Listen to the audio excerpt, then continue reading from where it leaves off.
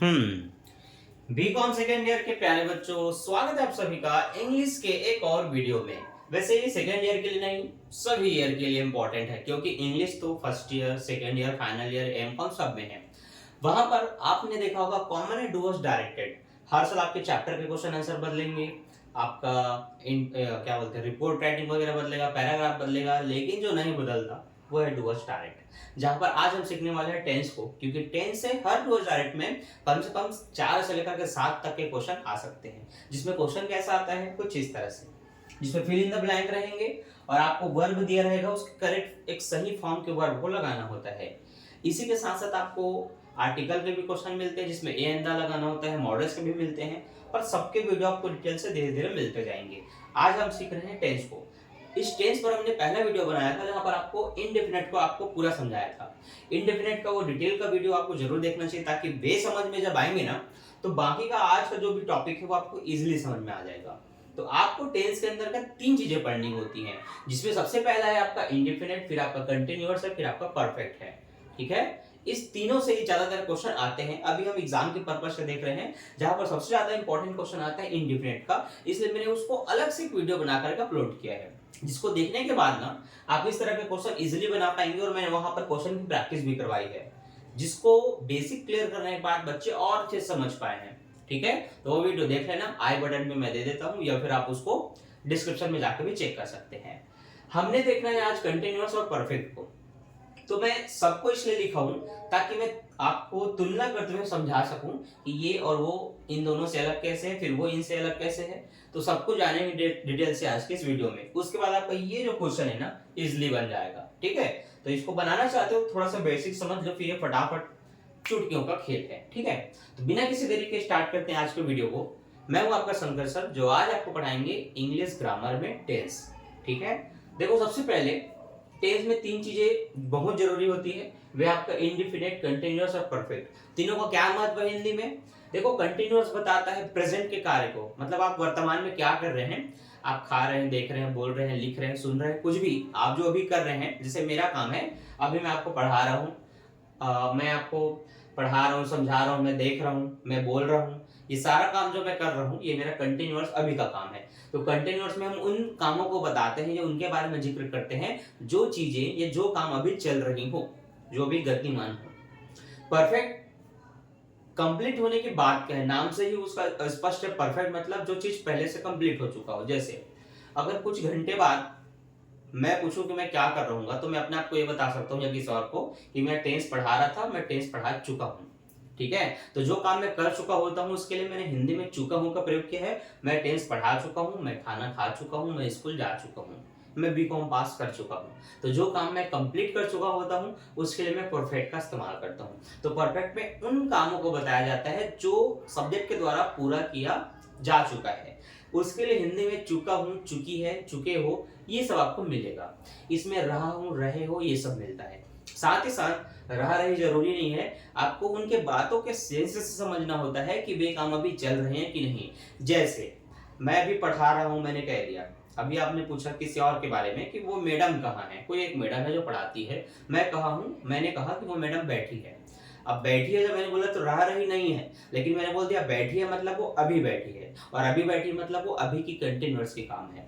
तो उसको आपको बातों के सेंस से समझना होता है कि वे अभी के बात कर रहे हैं या बात की। ठीक है, और फिर आपका इंडेफिनिट। इंडेफिनिट में हम इस तरह के वाक्य को कहते हैं जिसमें हम अपनी आदत को बताते हैं। जैसे मैं पढ़ता हूँ, मैं खाता हूँ, मैं गाने सुनता हूँ, मैं ये करता हूँ, वो करता हूँ। आप अपनी हैबिट को बताते हैं, जिसको आप सरल वाक्य कहते हैं, वे आते हैं इंडेफिनिट के अंतर्गत। अब सबसे पहले स्ट्रक्चर क्या है सभी का? स्ट्रक्चर बहुत ही सिंपल है।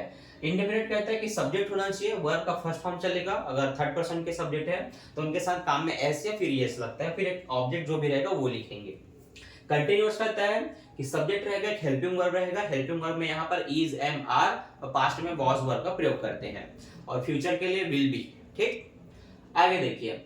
परफेक्ट कहता है कि मेरे साथ एक सब्जेक्ट होगा, सब्जेक्ट के साथ हैव, हैज और हैड होगा। प्रेजेंट में हैव, हैज और पास्ट में हैड होता है। वर्ब का थर्ड फॉर्म और कोई भी ऑब्जेक्ट। ऑब्जेक्ट क्या होते हैं मैंने डिटेल से बता दिया है इस वीडियो में, जहां पर हमने इंडेफिनिट को पूरा कंप्लीट समझाया था। आगे देखो, कुछ सेंटेंस समझते हैं। स्ट्रक्चर तो ठीक है। सेंटेंस जैसे कि मैं कहता हूं कि वह आम खाता है, तो मैंने कहा he eats mango, जैसे मैंने बताया था थर्ड पर्सन, तो थर्ड पर्सन के साथ काम में एस लगाना जरूरी होता है। देखो यहाँ पर ईट की जगह मैंने उसमें एस लगा के ईट्स कर दिया। क्यों किया? क्योंकि ये थर्ड पर्सन है। थर्ड पर्सन क्या होते हैं?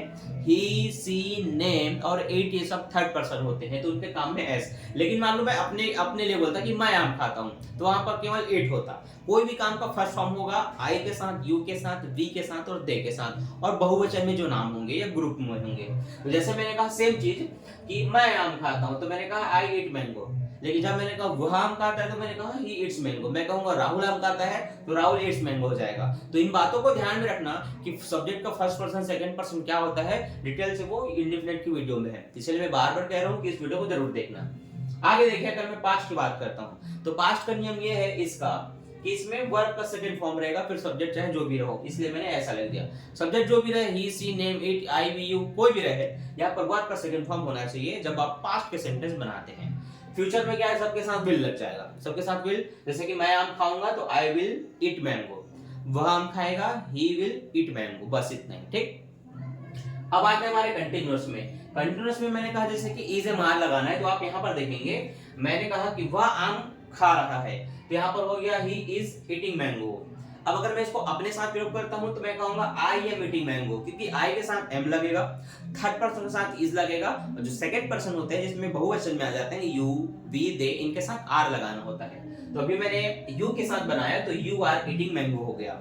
अब उसके साथ आप यू के साथ वी हटा दे, यू को हटा दो, वी लिखे, चाहे दे लिखे, चाहे दो नाम लिखे, या बहुवचन की बात करें, आर लगाना कंपलसरी है। केवल आई के साथ एम लगेगा, बाकी एम कहीं नहीं लगेगा। तो आपको पूरा पता चल गया। Third person he, she, name, तो इज लगाना है, आई हुआ तो एम लगाना है, यू, वी, दे हुआ तो आर लगाना है। अब बात चाहे कोई भी हो, जैसे मैं बोल रहा हूँ मैं गाने सुन रहा हूँ, तो आई एम लिसनिंग सॉन्ग। आप गाने सुन रहे हो तो यू आर लिसनिंग सॉन्ग। वह गाना सुन रही है तो सी इज लिसनिंग सॉन्ग हो जाएगा। अब इसके साथ फ्यूचर में क्या होता है, विल भी होता है।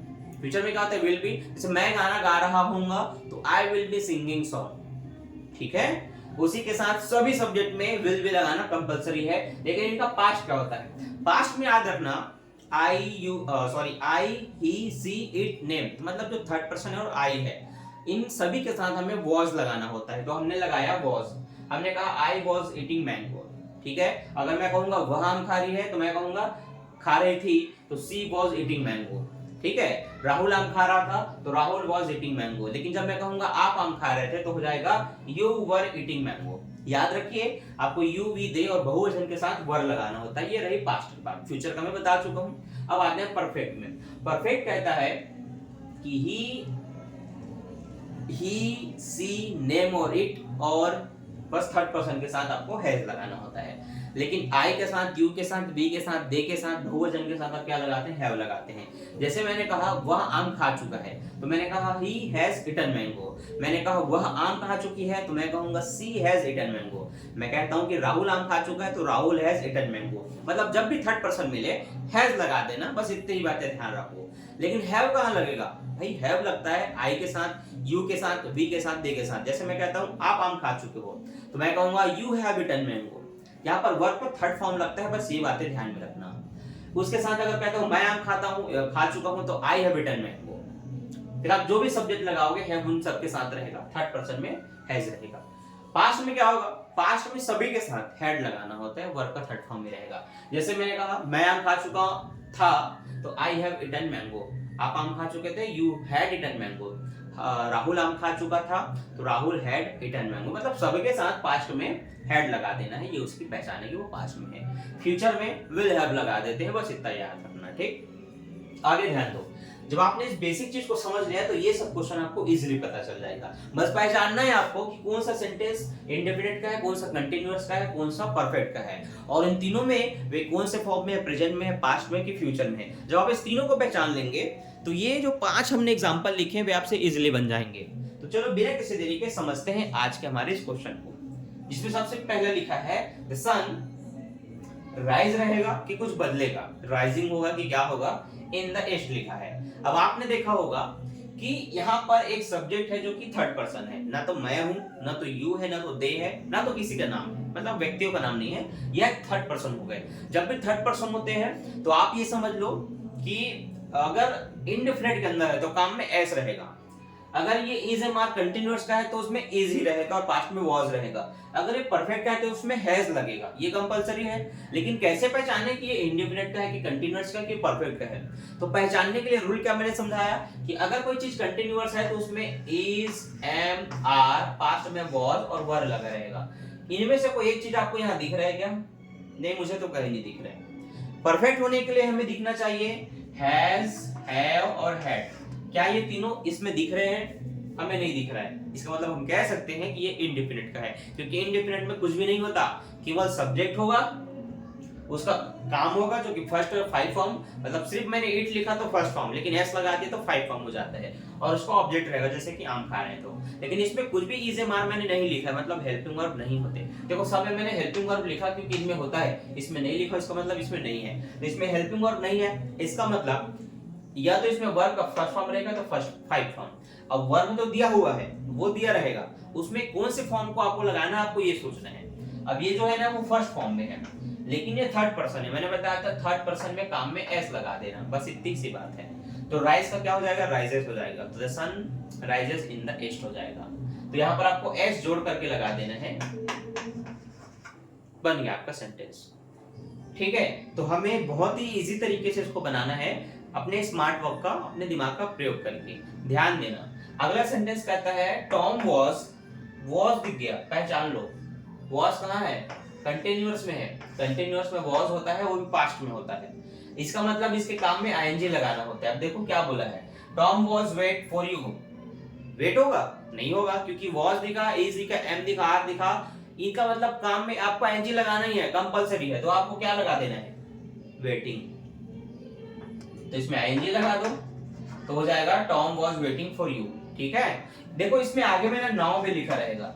नाउ मतलब वो अभी आपको वेटिंग कर रहा है, राइट नाउ। तो ये कुछ और चीजें होती हैं जो आपको बहुत क्लेरिफाई करती हैं कि अभी का सेंटेंस है, अभी कहा जा रहा है, और अभी कहा जा रहा है मतलब आपको इज एम आर वगैरह दिखेगा और आपको उसके साथ आईएनजी लगा देना है काम में। ठीक है, बहुत सिंपल होता है। अगला लिखा है they have beat you and your mom, मतलब कोई है जो तुम्हें और तुम्हारी मॉम को मार रहा है, ऐसा करके इसमें बताया गया है। ठीक है, अब ध्यान देना, मार रहा है नहीं, क्योंकि रहा रही मैं तब कहूंगा जब इसमें मुझे इज एम आर दिखेगा। मुझे इज एम आर नहीं दिखा है, मुझे क्या दिख रहा है? इसमें हैव दिख रहा है। हैव कहाँ होता है भैया? वो थर्ड पर्सन है, मतलब नहीं, वो आपके थर्ड टॉपिक में जो कि परफेक्ट है। और परफेक्ट में हैव कब होता है? प्रेजेंट फॉर्म में होता है ना। इसका मतलब इसमें हमें वर्ब का थर्ड फॉर्म चाहिए, वर्ब का थर्ड फॉर्म। तो इसमें जो बीट लिखा है ना, उसका थर्ड फॉर्म बना दो बिटन।